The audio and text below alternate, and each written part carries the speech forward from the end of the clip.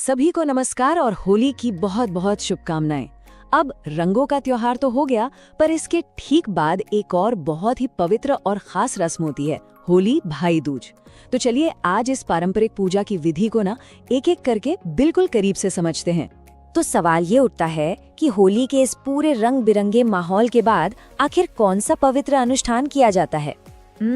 असल में एक बहुत ही खास रस्म होती है जो भाई बहन के प्यारे से रिश्ते का जश्न मनाती है, और आज हम इसी की परंपरा को गहराई से जानने वाले हैं। तो सबसे पहले बात करते हैं होली के बाद के इस अनुष्ठान की। देखिए, ये जो पूजा है ना, ये सुबह सुबह होती है, और इसकी एक बहुत जरूरी बात ये है कि भाई को तिलक करने से पहले इस पूजा को पूरा करना होता है। और पता है, इस पूजा को जो चीज और भी खास बनाती है वो है इसकी जगह। ये पूजा कहीं और नहीं बल्कि ठीक उसी जगह पर की जाती है जहां होलिका दहन हुआ था। मतलब ये सीधे सीधे होली के मुख्य त्योहार से जुड़ जाती है। और मजे की बात तो ये है कि इसी जगह का इस्तेमाल आगे आने वाले त्योहारों के लिए भी किया जाता है। अच्छा, आज हम बात तो करें होली भाई दूज की, पर यह जानना भी काफी दिलचस्प है कि ठीक इसी तरह की एक रस्म दिवाली के बाद भी होती है। इससे ये अंदाजा लगता है कि ये परंपरा हमारी संस्कृति में कितनी गहरी और कितनी जरूरी है।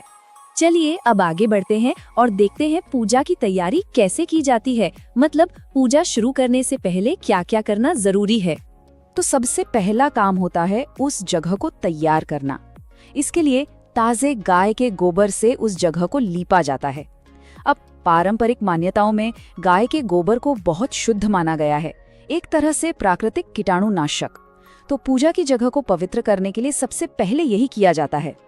इसके बाद बारी आती है पूजा की थाली सजाने की, और इस थाली में रखी हर चीज का अपना एक खास मतलब है।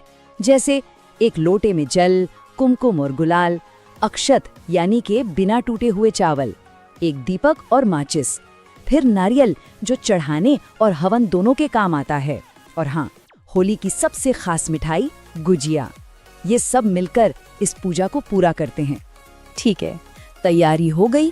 अब आते हैं इस पूजा के सबसे, कह सकते हैं सबसे रचनात्मक और जरूरी हिस्से पर, गोबर से वो खास आकृतियां बनाना। इन आकृतियों को ध्वजे कहते हैं। अब इस पूरी रस्म को समझने के लिए ये जानना जरूरी है कि ध्वजे आखिर हैं क्या। तो देखिए, ये गोबर से बनी दो खास आकृतियां होती हैं एक जोड़े में, और ये उसी अटूट बंधन का प्रतीक है जिसके लिए ये त्योहार मनाया जा रहा है। और इन ध्वजों को बनाना भी अपने आप में कला है। सबसे पहले गोबर के 2 टीले बनाए जाते हैं जो मुख्य ध्वजे होते हैं। फिर उन पर 5 या 7 पतली पतली गायों की आकृतियां बनाकर रखी जाती हैं, और आखिर में बीच में ग्वालों को दिखाने के लिए 2 छोटी आकृतियां रख दी जाती हैं, और बस हो गया हमारा पूरा स्वरूप तैयार। तो आकृतियां बन गईं। अब पूजा की मुख्य विधि शुरू करते हैं। चलिए देखते हैं कि इन पवित्र आकृतियों की पूजा कैसे होती है और इन्हें क्या क्या चढ़ाया जाता है। पूजा का ना एक पूरा क्रम होता है। सबसे पहले 4 बार जल चढ़ाया जाता है, फिर सभी आकृतियों पर गीले कुमकुम से तिलक किया जाता है। इसके बाद अक्षत यानी चावल चढ़ाए जाते हैं, और क्योंकि ये होली की पूजा है तो गुलाल तो बनता है, तो खूब सारा गुलाल लगाया जाता है। आखिर में घी का दीपक जलाकर गुजिया का भोग लगता है जो इस त्योहार की स्पेशल मिठाई है। और अब हम पहुंचते हैं पूजा के एक बहुत ही जरूरी हिस्से पर, हवन यानी पवित्र अग्नि में आहुति देना।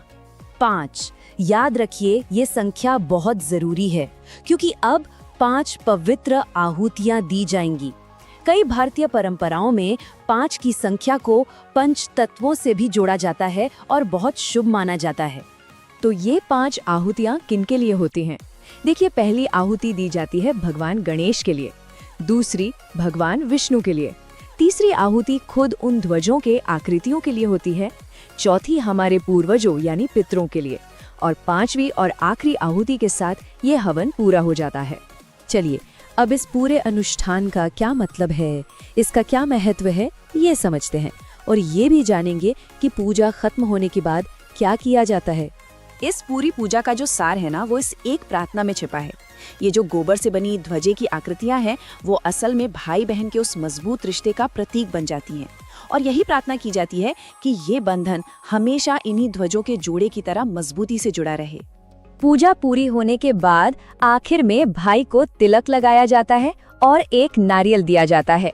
ये एक तरह से आशीर्वाद का प्रतीक है और इस पूरी पूजा को सीधे उस व्यक्ति से जोड़ता है जिसके लिए ये की गई है। लेकिन बात यहीं खत्म नहीं होती। इस रस्म का अंत भी बहुत सम्मान के साथ होता है। अगले दिन गोबर की इन आकृतियों को वहां से हटा दिया जाता है। फिर इन्हें सुखाकर छोटे छोटे उपले बना लिए जाते हैं, जिन्हें आगे कभी हवन वगैरह में इस्तेमाल किया जाता है। और वो जो पवित्र जगह थी ना, उसे अगले त्योहार बसौड़ा के लिए सहेज कर रखा जाता है। ये दिखाता है कि परंपराएं कैसे एक दूसरे से जुड़कर आगे बढ़ती रहती हैं। और आखिर में बस एक सवाल कि ये जो सदियों पुरानी रस्में हैं, ये जो प्रतीक हैं, ये आज के समय में भी हमारे रिश्तों को कैसे और क्यों मजबूत बनाते हैं? ये वाकई सोचने वाली बात है ना?